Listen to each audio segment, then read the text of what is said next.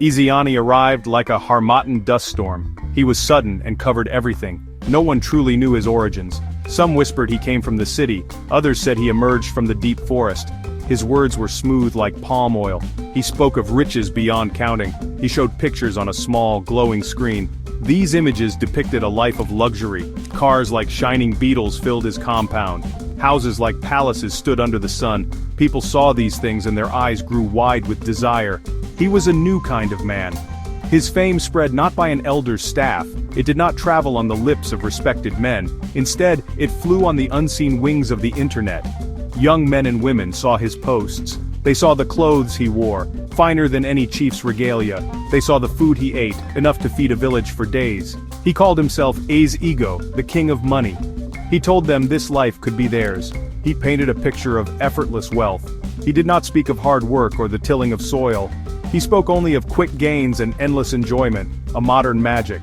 The elders watched with worried eyes. They saw the young people turning away from old ways. The respect for honest labor began to fade. Why toil under the hot sun, the young ones asked. Why wait for the harvest moon? Ezeani showed a faster path. He dangled the fruits of prosperity without showing the roots of the tree. His compound, built quickly and opulently, stood as a testament. It was a shining beacon for some. For others, it was a dark omen, a place where shadows danced even at noon. The whispers about him grew louder, a mix of awe and unease. His rise was a spectacle. He hosted parties where music blared till dawn. He threw money into the air like chaff. People scrambled for the falling notes. This display of careless wealth was intoxicating. It made the struggles of daily life seem dull. It made the wisdom of the elders sound like old tales. Ezeani was the present, vibrant and dazzling. He understood the hunger in their hearts. He knew the allure of a life without struggle. He carefully crafted his image, a modern deity of fortune. But even then, some felt a cold wind when his name was spoken. His true nature remained hidden. It was concealed behind the bright lights and loud music. It was masked by the smiles and promises. He was a skilled performer, playing a role for a desperate audience. The elders remembered tales of tricksters. They recalled stories of spirits who promised much but delivered sorrow. Ezeani was a new version of an old danger. He used new tools, the glowing screens and fast networks, but the deception was as ancient as the hills. The lure of unearned riches was a path many had walked before, often to their ruin. Ezeani did not simply boast of his own wealth, he offered a path for others to join him. He spoke of a special club, an inner circle. Membership, he claimed, was the key to unlocking prosperity. He used his glowing screen to send out invitations. He targeted those whose eyes shone with envy. He looked for the weak-willed, the impatient. He promised them secrets to untold riches. He told them they were chosen. He made them feel special, different from the ordinary folk who toiled. This was the first thread in his carefully woven net, shining and attractive. His promises were grand and specific. He spoke of houses larger than any chief's. He described cars that moved like the wind. He painted pictures of endless feasts and celebrations. To people struggling with daily needs, these words were like water in a desert. They saw in Ezeani not a man, but a savior. They believed he held the map to a hidden treasure. He told them joining his club meant leaving poverty behind forever. He assured them that their days of hardship would end. All they had to do was trust him. All they had to do was follow his lead without question. The allure was powerful, like a strong current. Young men dreamed of escaping the farm. Young women dreamed of lives free from endless chores. Ezeani's club seemed like a magical doorway. He never spoke of the work involved, only the rewards. He made it sound easy, almost inevitable. "Join me," his messages would declare, "and watch your life transform." He used testimonies from supposed members. These faces, smiling and adorned with finery, spoke of their own miraculous changes. They praised Ezeani as a benevolent guide, a bringer of fortune. These were lies, of course, but they were convincing lies. He created an air of exclusivity. Not everyone could join, he would say. Only the truly deserving, the ambitious. This made the desire to be part of his circle even stronger. People clamored for his attention, for a chance to be included. They saw the lavish lifestyle he portrayed. They believed it was a direct result of this secret club. The trap was set with glittering bait. The promise of wealth, dangled so enticingly, blinded many to the inherent dangers. They saw only the shining surface, not the dark depths beneath. Ezeani was a master of this illusion. His voice, amplified by technology, reached far and wide. It whispered into the ears of the hopeful and the desperate. He understood the psychology of desire. He knew how to ignite the flames of ambition and greed. The club was not just about money, it was about status. It was about being seen as successful, as someone who had arrived. This social pressure, this desire to escape perceived obscurity, drove many into his arms. They did not question the source of his wealth. They did not ask about the nature of his secrets. They only wanted in. To join Ezeani's exclusive club, there was a price. It was not a small sum. He demanded significant amounts of money as an initiation fee. He called it an investment, a seed that would sprout into a forest of riches. For many, this fee represented their life savings. It was the money set aside for land, for education, for a marriage. Yet Ezeani convinced them it was a small sacrifice. He made them believe that this initial payment would be returned 100-fold. He preyed on their desperation, their willingness to risk everything for a chance at a better life. He did not stop at the initial fee. Once inside, members were told of further contributions. These were for special rituals or advanced teachings. These rituals, he claimed, were essential to maintain the flow of wealth. He shrouded these demands in mystery and urgency. He created a sense of dependency. Members felt they had already invested too much to turn back. They were caught in a cycle of payments. Each payment was made with the hope that it would be the last. They hoped it would finally unlock the promised prosperity, but the demands never ceased. The initiation was more than just financial, it was a psychological binding. Ezeani isolated his followers from their families. He discouraged contact with those outside the club. He told them outsiders were jealous. He said they would try to sabotage their journey to wealth. He fostered an us versus them mentality. This created a strong sense of loyalty to him and the group. He became their sole source of guidance. His word became law. This manipulation was subtle but effective. It stripped away their old support systems, leaving them reliant only on him. He demanded absolute obedience. Questioning his methods was forbidden. Doubters were quickly ostracized or threatened. He cultivated an atmosphere of fear mixed with reverence. Members saw him as powerful, almost godlike. They believed he possessed knowledge hidden from ordinary men. This belief was crucial for his control. The price of admission was not just money, it was their autonomy, their critical thinking. They paid with their savings and then they paid with their minds. The darkness of the initiation was a slow creep, unnoticed until it was too late for many. The club, once a beacon of hope, slowly revealed its true nature. It was a system designed to enrich Ezeani alone. The promises of shared wealth were empty. The secrets he offered were nothing but elaborate deceptions. He used the money from new recruits to fund his lavish lifestyle. He used it to pay off older members just enough to keep them quiet. Or he used it to maintain the illusion for those still on the outside. The initiation was the first step into a world of exploitation. It was a journey into a darkness from which escape would be difficult. The source of Ezeani's immense wealth was not legitimate business. It was not clever investment as he claimed. His riches were stained with blood, they were built upon the suffering of others. Beneath the shiny surface of his life lay a horrifying truth. Ezeani was involved in the darkest of practices. He participated in human sacrifice. He dealt in the trafficking of human organs. These were the true secrets of his prosperity. These were the heinous acts that funded his cars, his houses, his social media persona. He was a wolf in king's clothing. The rituals he spoke of were not harmless ceremonies. They were not spiritual gatherings for good fortune. They were gruesome acts designed to instill fear and maintain his power. He convinced his most devoted or most desperate followers that these sacrifices were necessary. He told them that blood was needed to appease powerful spirits. These spirits, he claimed, would guarantee their continued wealth. Some followers, already deep in his web, became complicit. Others were too terrified to speak or act. The darkness in his compound grew deeper with each passing moon. He had turned prosperity into a deadly cult. Organ trafficking was another pillar of his evil enterprise. He had connections to shadowy networks. These networks dealt in the illegal trade of human body parts. Vulnerable individuals, sometimes lured with false promises of jobs, became his victims. Their despair was his opportunity. Their bodies became commodities in his vile trade. The money flowed, dark and tainted.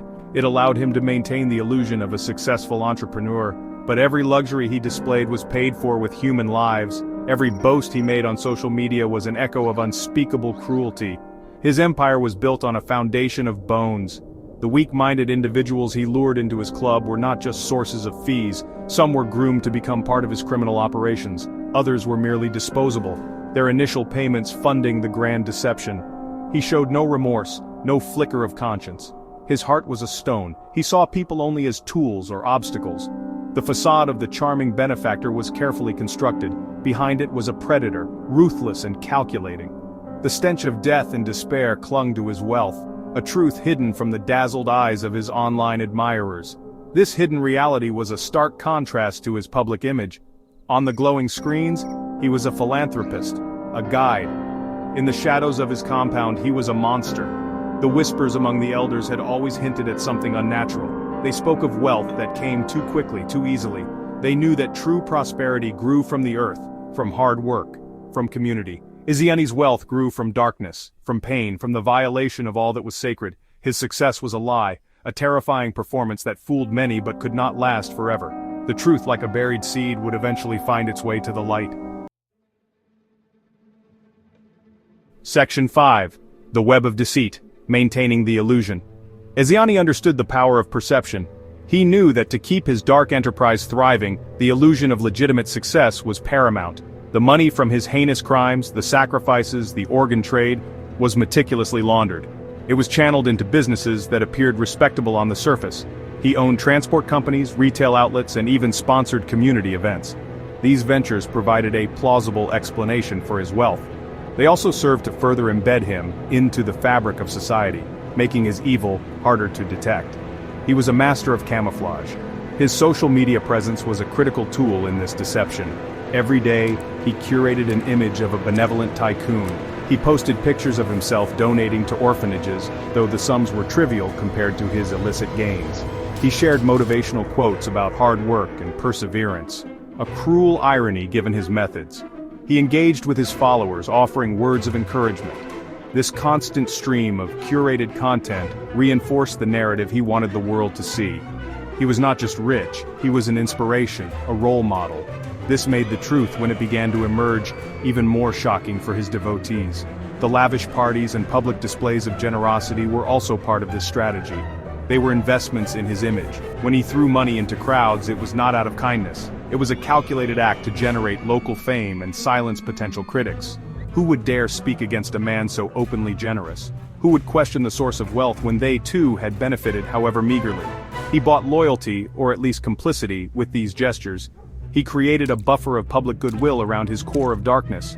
The illusion was maintained by feeding the desires of those around him. Furthermore, Ezeani employed a network of enforcers. These were men loyal to him, often deeply entangled in his crimes. Their task was to silence anyone who grew too curious. They dealt with dissent within his club swiftly and brutally. They spread rumors to discredit potential accusers. This undercurrent of intimidation ensured that whispers rarely turned into open challenges. The fear he instilled was as crucial as the image he projected. The web of deceit was held together by threads of charisma, bribery, and raw, unspoken threat. He ruled his small kingdom with an iron fist cloaked in a velvet glove. His entire operation was a carefully balanced act. The flow of illicit money had to be constant to fund the lifestyle that attracted new victims. The public persona had to be flawless to deflect suspicion. The internal control over his followers had to be absolute to prevent leaks. For a time he managed this delicate balance with chilling proficiency. He was like a spider at the center of a vast, glittering web. The web ensnared the hopeful and the greedy. But like all structures built on lies, it had a fundamental weakness. It could not withstand the weight of truth indefinitely. The downfall of Ezeani began not with a grand investigation. It did not start with the bravery of a wronged adult. It began with the pure, terrified cry of a child. Ezeani, in his arrogance and desperation for more victims, had grown bolder. He orchestrated the kidnapping of a young girl from a neighboring village. Perhaps he needed her for a ritual. Perhaps she was intended for the organ traffickers. His motives, as always, were rooted in darkness and greed. This act, however, was a miscalculation. It was a step too far, even for a community numbed by his displays of wealth. The girl was held captive within his sprawling compound. This place, once a symbol of aspiration for many, now held a terrible secret. But the child, innocent and uncorrupted, did not understand the power Ezeani wielded. She only knew fear and the desire for freedom. Her screams, piercing and filled with anguish, cut through the usual sounds of revelry or silence that emanated from the compound. They were not the cries of an animal. They were unmistakably human, unmistakably those of a child in distress. They carried on the evening breeze to the ears of passers-by. A few brave souls, their suspicions perhaps long harbored, could not ignore the sound. The cry of a suffering child touches a deep chord in the human heart. It bypasses the fear and awe that Ezeani had cultivated. They alerted the local police. Initially there might have been hesitation. Ezeani was a powerful man, a man with connections, but the persistence of the cries and the growing unease in the community forced their hand. The police, perhaps reluctantly at first, decided to investigate the source of the disturbance.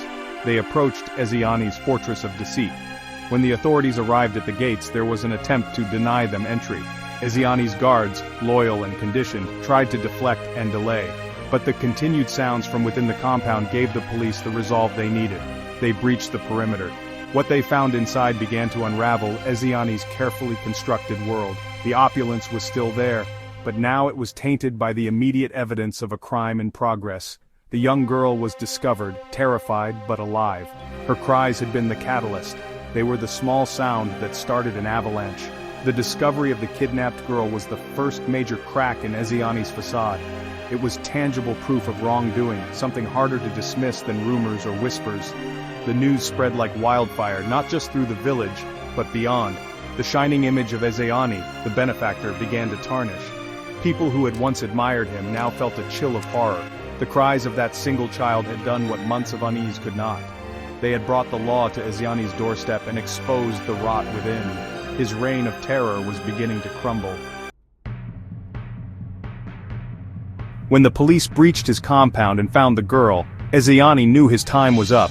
The intricate web of deceit he had woven for so long was tearing apart. There was no way to talk his way out of this. The evidence was too stark, the crime too blatant. With the instinct of a cornered animal, his primary thought was escape. He abandoned his followers, his riches, his carefully crafted persona.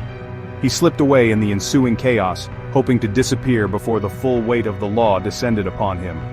He became a fugitive, the hunter now hunted.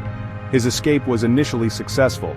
He had resources, hidden caches of money, and perhaps a few desperate allies still willing to help. He aimed for the western border, a common route for those fleeing justice. He likely believed that once he crossed into a neighboring territory, he would be safe. He underestimated the power of the very tool he had used to build his famed social media. The news of the kidnapping, the raid on his compound, and his escape spread with astonishing speed. His face, once a symbol of aspiration, now became the face of a wanted criminal. Alerts went out across all platforms. Pictures of Ezeani, shared by police and concerned citizens, flooded the internet. People who had once admired his posts now shared his wanted poster. The same network that had amplified his lies now amplified the truth of his crimes. At border crossings, security was heightened. Local vigilante groups and ordinary citizens were on the lookout. His notoriety, once a source of power, was now his greatest liability. There were few places he could hide where his face would not be recognized. The digital world he mastered had turned against him. His capture, when it came, was almost anticlimactic after such a dramatic downfall. He was apprehended at a remote checkpoint near the western border. Someone recognized him from the images circulating online. A local militia working with border officials took him into custody. There was no grand shootout, no final stand. Just a tired, desperate man whose luck had finally run out. The social media that had made him a king now ensured he was brought to justice. The collective power of ordinary people, armed with information, proved stronger than his network of criminals. His flight was over. The news of his capture brought a wave of relief. It also brought a grim satisfaction to those he had harmed or deceived. The man who believed himself untouchable was now in chains. The journey from his opulent compound to a police cell was a stark reminder of the transient nature of ill-gotten gains. His attempted escape was a final, desperate act of a man who knew his empire of lies had collapsed. The speed of his capture was a testament to the changing times where information, both good and bad, could circle the globe in moments. With Ezeani in custody, the wheels of justice began to turn. The full extent of his crimes started to come to light. It was not just the kidnapping of the young girl. Investigators began uncovering evidence of the human sacrifices, the organ trafficking ring, and the widespread financial fraud he had perpetrated. Testimonies from former followers, some of whom turned themselves in, painted a horrifying picture of life under his control. The man who had presented himself as a benevolent guide was revealed as a manipulative and cruel puppet master.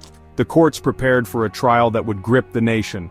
The confiscation of his properties was swift. The lavish mansion, once a symbol of his supposed success, was seized by the state. His fleet of luxury cars, his hidden bank accounts, and his stakes in various businesses were all frozen or impounded. The wealth he had amassed through suffering was stripped away. These assets, tainted by blood and deceit, would now potentially be used to compensate victims or fund community projects. The physical symbols of his fraudulent empire were dismantled, piece by piece. It was a visible sign that his reign was truly over. Some of his followers, realizing the depth of Ezeani's evil and fearing for their own futures, surrendered to the authorities. They provided crucial information, detailing the inner workings of his organization. Their cooperation helped investigators build an even stronger case against Ezeani and his key lieutenants. These individuals, once blinded by promises of wealth, now faced their own legal battles. They were a mix of victims and perpetrators, their lives irrevocably damaged by their association with the false prophet. Their confessions added more layers to the dark saga. However, not all of Ezeani's associates were accounted for. Some of his more hardened enforcers and inner circle members managed to evade capture. They melted back into the shadows, perhaps to continue their criminal activities elsewhere, or to lay low until the storm passed. The authorities knew that dismantling Ezeani's network was not just about capturing one man, it was about uprooting a complex web of criminality. The hunt for these remaining fugitives continued, a stark reminder that the fight against such darkness was an ongoing process. The specter of his influence lingered. The process of justice would be long. The courts had to sift through complex evidence, hear numerous testimonies, and ensure a fair trial, even for a man accused of such heinous acts. The community watched, hoping for a resolution that would bring closure and healing. The confiscation of his ill-gotten gains was a significant step, a tangible form of retribution. It sent a clear message that crime, no matter how cleverly disguised or how lavishly displayed, would ultimately not pay. The foundation of his empire, built on sand and blood, had crumbled under the weight of truth. The saga of Ezeani is a stark and painful lesson. It is a story for our times, yet as old as humanity itself. It teaches us about the seductive allure of quick wealth. It warns against the dangers of placing blind trust in charismatic figures who promise the moon. Ezeani was a master manipulator. He exploited the universal desire for a better life. He preyed on vulnerability and impatience. His downfall serves as a powerful reminder that true prosperity is built on honest labor, integrity, and community, not on shortcuts paved with deceit and cruelty. His unmasking revealed the triumph of good over evil, however long it took. For a time it seemed as though Ezeani was untouchable. His wealth and connections created an aura of invincibility. Yet the persistent cries of a single child, the bravery of a few individuals, and the collective power of an informed public brought his empire crashing down. This shows that no matter how deeply evil is entrenched, it cannot ultimately withstand the forces of justice and truth. Light, however small, can indeed dispel the greatest darkness. The spirit of the community, though tested, ultimately prevailed. The story also highlights the double-edged sword of modern technology. Social media was the platform Ezeani used to build his false image and lure his victims. It amplified his lies and created a legion of admirers. Yet, it was also the tool that led to his swift capture. It disseminated his wanted poster and mobilized citizens. This demonstrates that technology is merely a tool. Its impact depends on the hands that wield it. It can be used to deceive, but it can also be used to inform, unite, and bring criminals to justice. This is a crucial understanding for the modern age. Though Ezeani faced justice, the scars he left on the community remained. Families were torn apart, savings were lost, and lives were tragically cut short or irrevocably damaged. The followers who turned themselves in embarked on a difficult path of atonement and rebuilding. The fact that some of his accomplices remain at large means the shadow of his enterprise has not completely lifted. The story of Ezeani is a call for constant vigilance. It reminds us to question, to scrutinize, and to hold fast to the values that build strong and healthy societies. The glitter is not always gold, sometimes it merely hides the rot within. The fall of Ezeani is more than just a news headline. It is a parable etched into the collective memory. It warns against the worship of material wealth above all else. It champions the enduring strength of human decency and courage. The echoes of the child's cry will serve as a lasting reminder that innocence can bring down the mighty, and that truth, however suppressed, will always find its voice. The community must now heal, wiser and more cautious, forever marked by the rise and fall of the ritualist who promised paradise, but delivered only pain.